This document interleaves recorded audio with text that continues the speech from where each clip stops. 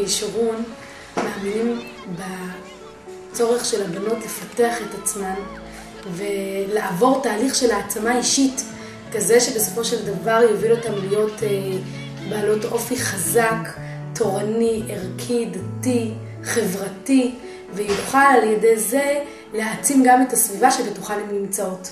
אם זה בשנים האלה בתוך האולפנית עצמה, ואם זה בשנים שבהן הן תצאנה החוצה בתוך הקהילה והחברה שבתוכה הן נבחרו לחיות.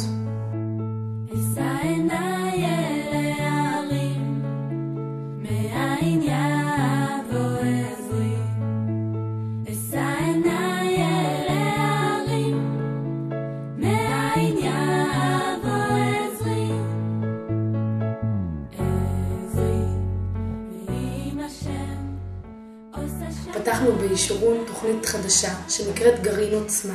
מצטרפות אליו בנות לפי בחירה. כותרת המשנה של הגרעין היא מעצימה את עצמי, מעצימה את עמי.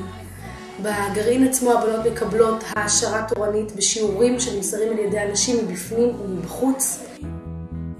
התוכנית גם מקיימת כל שבוע סדנאות בבחירה לבנות, סדנה של תנועה ומדרש בתנועה, סדנה של אומנות מחשבת וסדנה של דמיון מודרך. כל בת בוחרת על פי הנטייה האישית שלה את הסדנה אליה היא רוצה להשתייך.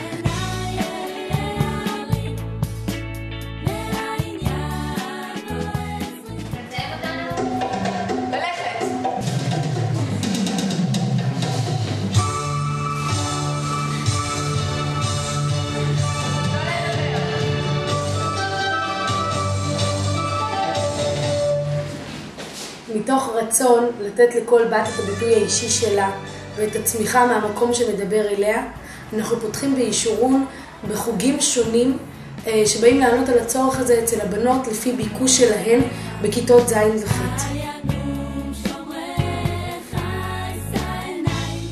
אנחנו לא עוצרים את החוגים בכיתות הנמוכות, אלא להפך, הולכים ומפתחים אותם הלאה בכיתות התיכון לקראת בגרות, וכך יוצא שהבנות מלוות את עצמן במגמה שמתאימה להן ולאופיין הנפשי, מהכיתות הנמוכות ועד לבגרות ברמה של 5 יחידות.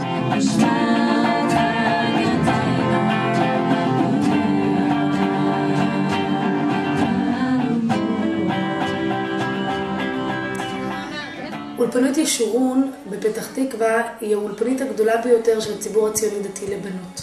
לקחנו את יתרונותיו של הגודל, ובצד זה יצרנו מסגרות קטנות יותר בתוך המסגרת הגדולה, על מנת שהבנות ירגישו בתוך מסגרת קטנה יותר ואינטימית יותר, שבה כל אחת ואחת מהבנות מקבלת יחס אישי, כאילו הייתה בת יחידה בתוך המערכה.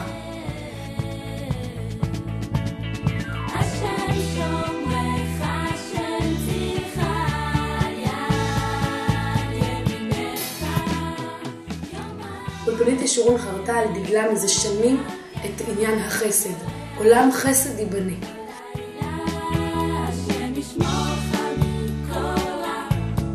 אנחנו רואים את החסד צומח יחד עם הבנות, מכיתה ז' ועד כיתה י"ב. במישור אחד מדובר על התנדבויות שונות שהבנות עושות בכיתה ז' יותר מצומצמות, בכיתה ח' יותר נרחבות, וכך הולך ועולה עד לכיתה י"ב, בה הבנות משתתפות בפרויקט ארצי שנקרא לאורון נלך.